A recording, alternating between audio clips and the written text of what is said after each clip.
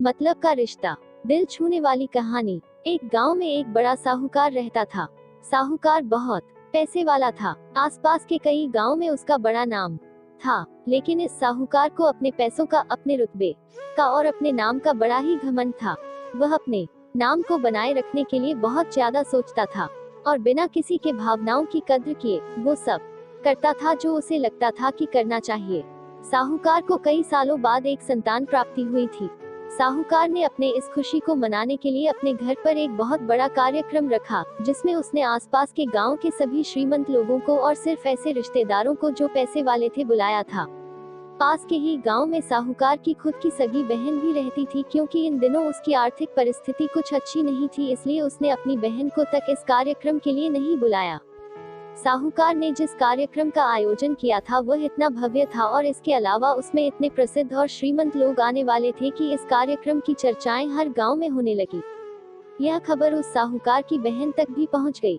बहन को यह जानकर बहुत ज्यादा खुशी हुई कि इतने सालों बाद उसके भाई को आखिरकार संतान सुख प्राप्त हो ही गया। बहन ने सोचा कि भाई गलती से उसे इस बारे में बताना भूल गया होगा और अपनों को भला कोई न्योता देता है।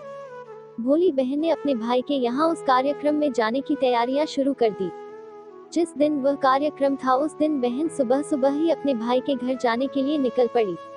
रास्ते में अपने पुराने मैले कपड़े देख उसे ख्याल आया कि अगर किसी और के घर जाना होता तो मैं ऐसे कपड़ों में जाने की सोचती भी नहीं, लेकिन मैं तो मेरे अपने घर, मेरे मायके जा रही हूँ, वहाँ मुझे ये सब सोचने की कोई जरूरत नहीं है।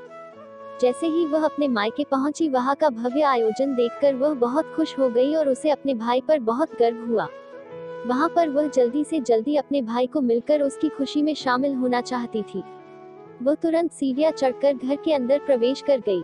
उसने देखा कि उसका भाई मेहमान के तौर पर आए सभी धनाढ्य और नामी लोगों का स्वागत करने में व्यस्त है। बहन जैसे ही अपने भाई की तरफ उससे मिलने के लिए बढ़ी, उसके भाई की नजरें उस पर पड़ गई और अपनी बहन को ऐसे मैले पुराने कपड़ों में देखकर भाई ने उससे मिलना तो दूर बल्कि तुरंत बहाना बनाकर वहां से निकल गया। बहन ने सोचा इतने लोगों में बेचारा अकेला भाई क्या क्या करे, जरूर उसे कुछ काम याद आया होगा, इसलिए वहां से चला गया होगा। बहन बाद में अपनी भाभी से मिलने गई। भाभी ने उसका स्वागत किया और उसे खाना खाने के लिए आग्रह किया। बहन ने सोचा ठीक है, पहले खाना खा लेती हूँ, फिर बाद में आराम से भाई से मिल लूंगी। बहन खाना खाने के लिए पंगत में बैठी। साहूकार भाई ने देखा कि अपने सभी धनवान मेहमानों के बीच उसकी गरीब बहन बैठी हुई। सभी कीमती पोशाक पहने लोगों के बीच उसकी बहन जो पुराने मेले कपड़े पहन कर बैठी थी, यह साहूकार से देखा नहीं गया। उसने अपनी बहन को अपने पास बुलवाया, भला बुरा सुनाया और वहां से जाने के लिए बोला। बहन ने अपने सपने में भी नहीं सोचा था कि उसके साथ कभी ऐसा व्यवहार भी हो सकता है, और वह भी उसके खुद के मायके में। अपना अपमान होने के बाद बहन तुरंत अपने घर ससुराल जाने के लिए चल पड़ी। बहन इस बात को पचा ही नहीं पा रही थी कि उसके अपने भाई ने उसके साथ इतना बुरा व्यवहार किया।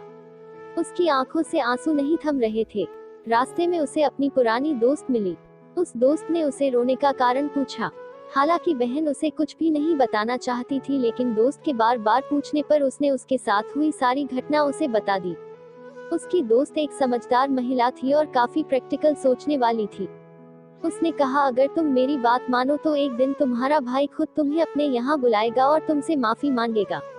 बहन ने उसे कहा कि मैं तुम्हारी हर बात मानूंगी, बताओ मुझे क्या करना होगा। दोस्त ने कहा कि तुम इस अपमान को, इस दुख को एक दिशा दे दो और कोई गृह उद्योग शुरू कर दो, उसमें इतनी मेहनत करो कि उस काम में तुमसे अच्छा कोई भी ना हो। बहन को अपने दोस्त की बात सही लगी। उसने घर पहुंचकर अपने आंसू पोंछकर उसी दिन से एक गृह उद्योग शुरू किया। उसने दिन रात मेहनत की, अपने साथ कई और गांव की महिलाओं को जोड़ा और देखते ही देखते उसका गृह उद्योग चल पड़ा। कुछ ही सालों में आसपास के 50 गांव में उसका नाम और रुतबा काफी बढ़ गया और अब वह पैसों के मामले में अपने भाई से भी ज्यादा बड़ी बन गई। भाई को भी जब यह पता चला कि उसकी बहन इतनी श्रीमंत हो गई है तो उसने सोचा कि एक बार उससे मिलकर आया जाए। वह जब अपने बहन को उसके घर मिलने पहुंचा तो बहन ने उसका किसी राजा महाराजा की तरह स्वागत किया, उसके पसंद खाना खिलाया। बहन का ऐसा व्यवहार देखकर भाई को अपनी पिछली गलती का एहसास हुआ, इसलिए उसने अपनी बहन को अपने घर होने वाली पूजा के लिए आमंत्रित किया। कुछ ही दिनों बाद बहन अपने भाई के यहाँ उस पूजा के लिए पहुंच गई। जैसे ही बहन अपने भाई के घर पहुंची, उसका भाई उसके स्वागत के लिए दरवाजे में ही खड़ा था। बहन अपने महंगी गाड़ी में आई थी। उसने बहुत कीमती साड़ी और उससे भी ज्यादा कीमती गहने दागिने पहन रखे थे। बहन का ऐसा ठाठ बाट देखकर सिर्फ भाई नहीं बल्कि उसका पूरा गांव दंग रह गया। भाई दौड़ कर आया और बहन की गाड़ी का दरवाजा खोलकर उसे बाहर आने के लिए कहा और बड़े प्यार से उसे पूजा का प्रसाद ग्रहण करने के लिए बुलाया। बहन को इस बार 12 पकवान परोसे गए थे। चांदी की थाली में उसे खाना दिया गया था। वह साथ में एक सोने की चम्मच भी रखी गई थी। उसके बैठने के लिए बेशकीमती पाट रखा गया था। बहन को यह सब देखकर उसके वह पुराने दिन याद आ गए जब भाई ने उसे बिना खाना खिलाए ही भला बुरा कहकर वापस लौटा दिया था। बहन खाना खाने के लिए तो नहीं बैठी, लेकिन उसने अपने सारे कीमती दागिने और जेवर उतार कर उस थाली के सामने रख दिए और खाने में से कुछ निवाले उन दागिना पर रख दिए। बहन का ऐसा व्यवहार देखकर सभी हैरान थे। किसी को नहीं समझ में आ रहा था कि बहन ऐसा क्यों कर रही है। आखिर वह क्यों उन जेवरों को खाना खिला रही है।